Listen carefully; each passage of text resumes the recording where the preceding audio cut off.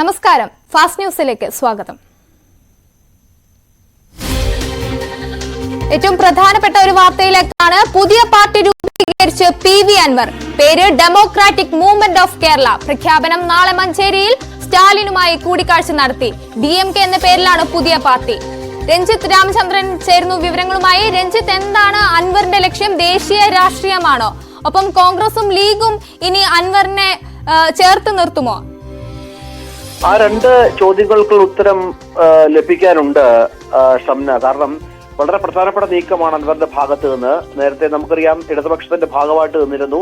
പിന്നീട് ഇടതുപക്ഷവുമായി പിണങ്ങി അൻവർ പുറത്തു വന്നു.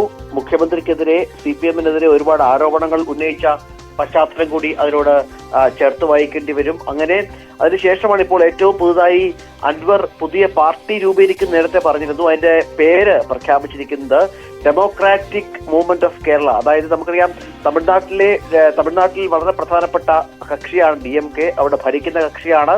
സ്റ്റാലിനെ ഏറ്റവും ഒടുവിൽ അൻവർ ഇപ്പോൾ അല്പം മുമ്പ് കണ്ടു എന്നുള്ള വിവരങ്ങൾ കൂടി പുറത്തു വരുന്നുണ്ട്. അതിനു മുൻപ് അവരുടെ പ്രധാനപ്പെട്ട മന്ത്രിയായ സെന്തിൽ ബാലാജിയെ കൂടി അൻവർ കണ്ടിരുന്നു. അൻവറിന്റെ മകനും ഇപ്പോൾ ചെന്നൈയിലുണ്ട് അൻവറിനൊപ്പം എന്നാണ് മനസ്സിലാകുന്നത്.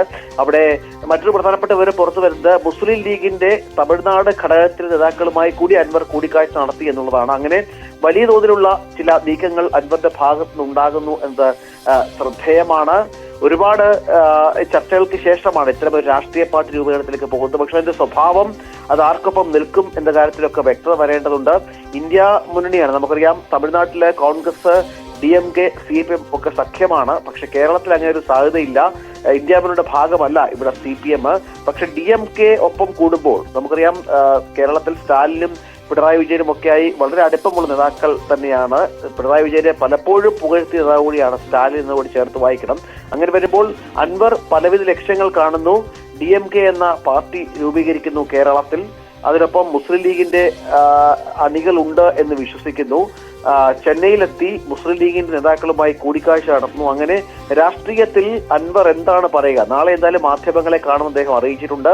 മാധ്യമങ്ങളുമായി കാര്യങ്ങൾ പങ്കുവെക്കുമെന്ന് അറിയിച്ചിട്ടുണ്ട്. അപ്പോൾ നാളെ കുറച്ചുകൂടി വിശദാംശങ്ങൾ ലഭ്യമാകുമെന്ന് പ്രതീക്ഷിക്കാം. ഏതായാലും കേരള രാഷ്ട്രീയത്തിൽ വളരെ നിർണായകമായ നീക്കമാണ് ഇപ്പോൾ അൻവറിന്റെ ഭാഗത്തുള്ളത്. ഷംന. രഞ്ജിത്ത് രാമചന്ദ്രനാണ് വിവരങ്ങൾ നൽകിയത്. അൻവർ പാർട്ടി രൂപീകരിച്ചിരിക്കുന്നു. നാളെ മഞ്ചേരിയിൽ പ്രഖ്യാപനമുണ്ടാകും. മറ്റേ ഫാസ്റ്റ് ന്യൂസ്